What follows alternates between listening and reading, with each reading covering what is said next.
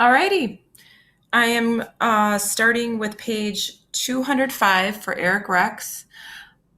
There we go. I got to go this way with the camera. It's way over here, I guess. And the chapter is chapter 16, The Pointing Pines. This now starts, we're all on the same page. So from here on out, I'll just say the page number. I'm going to try to keep it 15 minutes. So it's 12:26 right now. I'm going to write that down so I don't forget.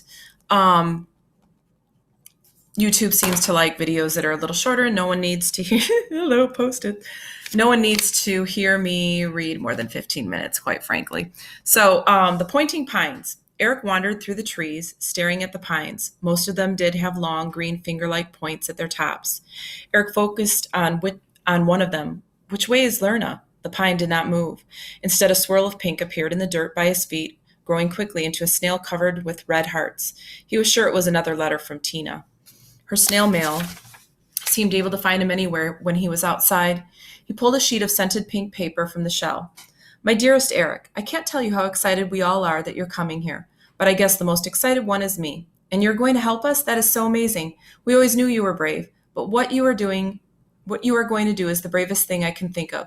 Those monsters are coming to attack us. It scares me what will happen when they get here, and it takes about the most selfless, honest, caring person I can imagine to stand up to them, especially knowing what could happen. But because I know what may happen, I really am afraid for you and don't want you to do it. I would rather you be alive and still a hero to me than dead. You're such an amazing person and one of the few, not from Lerna, that sees things the way we do here. I'm so proud that you saved those baby dragons on your first quest.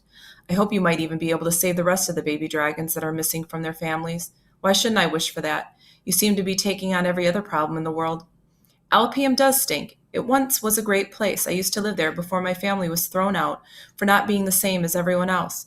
But if they don't appreciate you there, know that you'll always have a place that really wants you here in Lerna. When you come, you can stay at our house if you want. I asked my mom, and she would love it. And if you like spring ball, we'll get a game together while you're here. That would be a blast. And I'll put on my uniform and cheer just for you. And no, I don't use a remote control, and I'm totally psyched you like my song. I'm learning it on guitar. If you want, I can sing it for you. Love and waiting, Tina. Erec reread the letter 5 times, then stuck it in his pocket. Tina was great. He wondered what she looked like. She sounded pretty from her writing, girlish from the hearts and pink perfumed stationery. She probably had blonde hair and blue eyes, or maybe wavy red hair. No, he pictured her blonde. Anyway, he couldn't believe he'd be able to try a pickup game of spring ball there, and that Tina would cheer on the sidelines for him. He couldn't wait to get to Lerna. It was true that he had to face the monsters. He had no idea how he'd fight off the snarling hydras and dangerous Vogum, but the army from Alpium should be there, and hopefully he'd get a cloudy thought. He tried not to think about that part. Anyway, he wouldn't get there at all if he didn't figure out which way to go. He gazed up at the pine tree tips, full of hope and excitement about Lerna.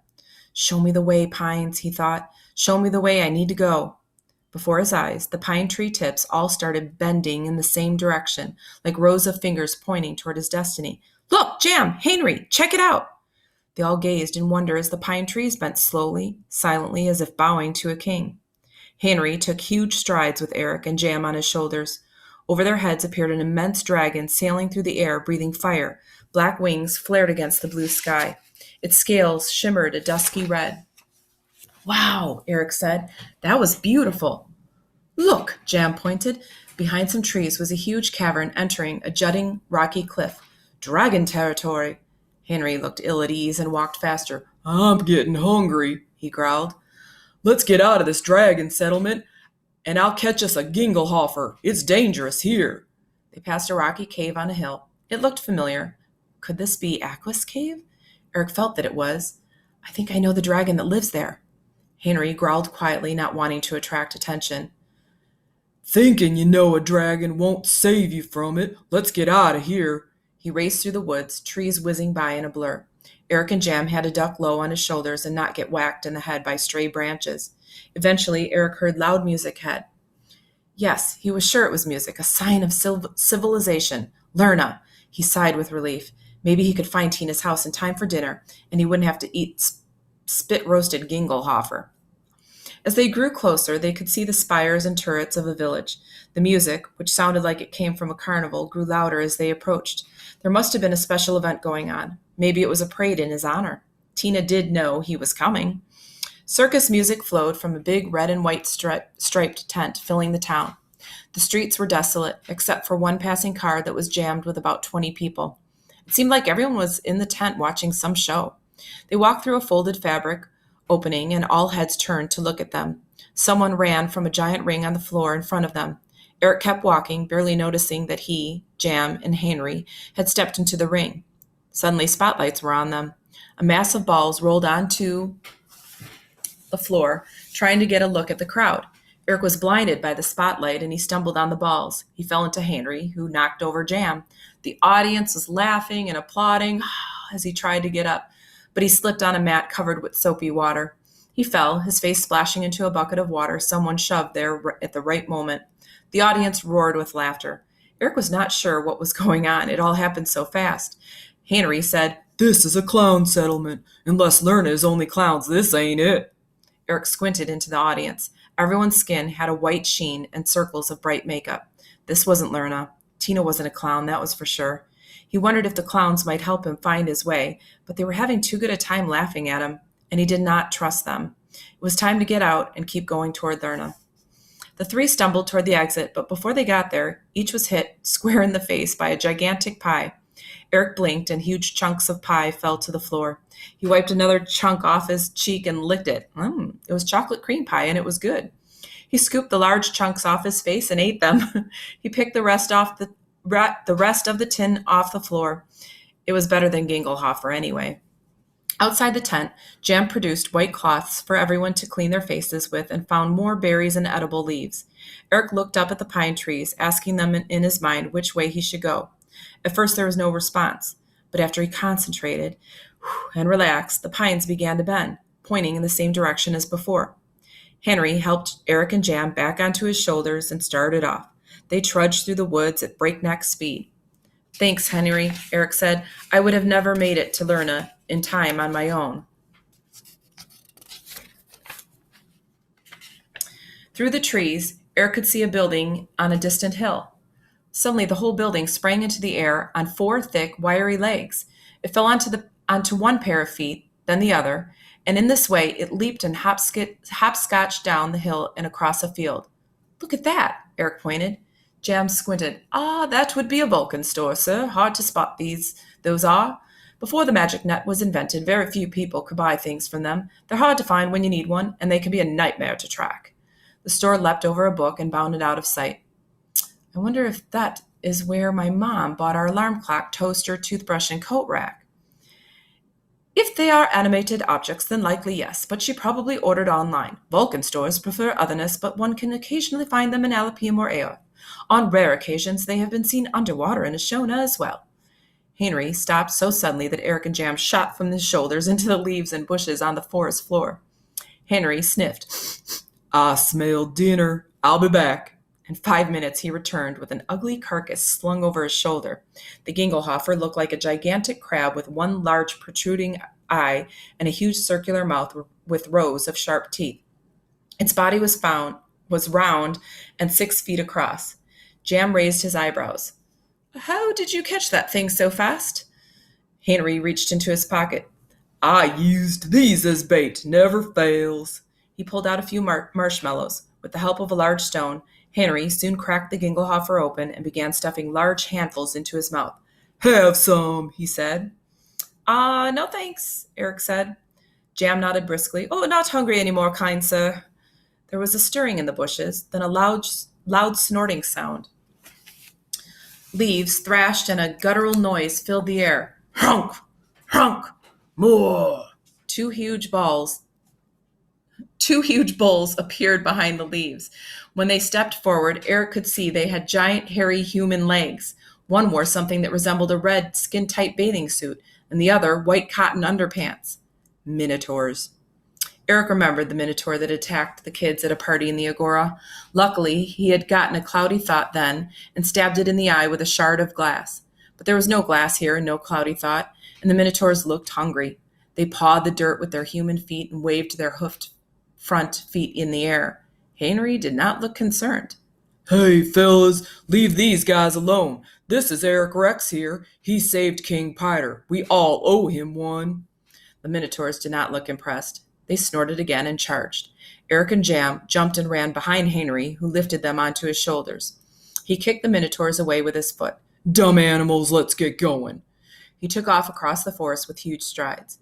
Erec looked behind to see the Minotaurs, who had apparently given up and were now running at each other at full speed and bashing their heads together. It seemed they would never find Lerna.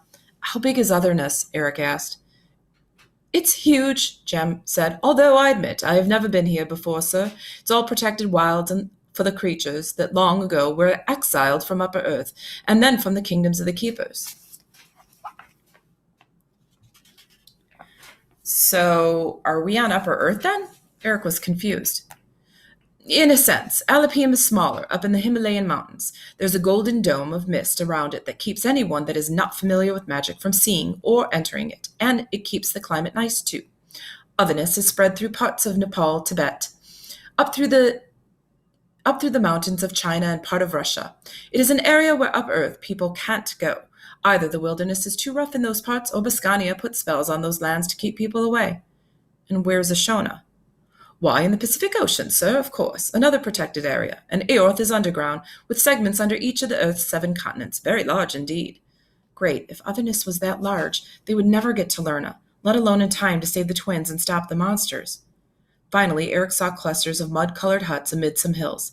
This was not how he pictured Lerna, but at this point, he didn't care what it looked like. It was getting dark, and he was only too happy to climb off of Henry's shoulders and walk around the little settlement. A very small man darted out of the shadows and looked them up and down suspiciously. He could not have been taller than 2 feet. The man had glowing amber eyes which mischievously peeked through the long white hair that settled around his face. A red pointed cap sat on his head. Erec was amazed to see long cat whiskers growing from his nose. "Eh?" The man looked them up and down. "What y'all doing here? Did the trolls send us? Well, tell them we know how to keep our mouths shut and stop sending us threats or... He shook his fist at them. Erec thought the temptation to pick the little man up. "The trolls didn't send us. We're looking for Lerna. Do you know where it is?" "What the little man asked. "Never heard of it, and I've heard of everything around these parts."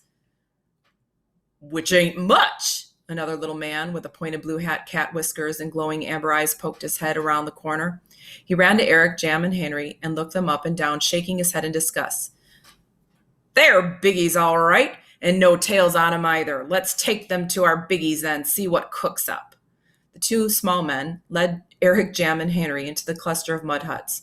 2 normal-sized men were talking on the corner. When they turned around, Erec could see they both had slim brown tails like cows. Around a corner stood 2 tall women who looked perfectly human until they turned around, and Erec saw they had long white cows' tails poking through holes in the back of their skirts. The man looked at them suspiciously, and Erec noticed a few of the women were poking their heads around the corner. The little man in the red cap grabbed Erec's and Jam's wrists as if he had captured them himself. He made his voice extra gruff. "I found these creatures hanging around and acting all suspicious. They say the trolls didn't send them." The little man in the blue cap grabbed Henry's wrist and puffed his chest up like he was proud of his capture. Then he glanced up at Henry and must have thought twice, for he slowly lowered his hand and backed away, bowing in apology. "Thank you," one of the human-sized men said. "Who may you be, then?"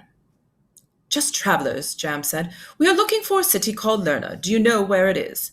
The men shook their heads, as did the women, who had come out to stare with interest at these individuals with no tails. All right, so I'm going to leave off on page 214. Time looks pretty close to being up. So page 214 is where I'll start off on the next video. Hope everyone is doing well. I miss you all. And if you have any questions, of course, email is the best way. If it's a longer question, if it's pertaining to a certain post in our Google Classroom, then keep it organized. I think Mrs. Eilers is doing the same, where if you keep your questions under the post that it pertains to, that just makes it easier for us to answer questions and keep it organized in that category. Don't forget to read your daily plan. Some of you guys, I get it. This is all overwhelming, but you're giving me questions or asking questions that it is right there. You just got to slow down, take your time, and read it. And then if it still doesn't make sense, of course, ask questions. But enjoy the day, and I will virtually see you later.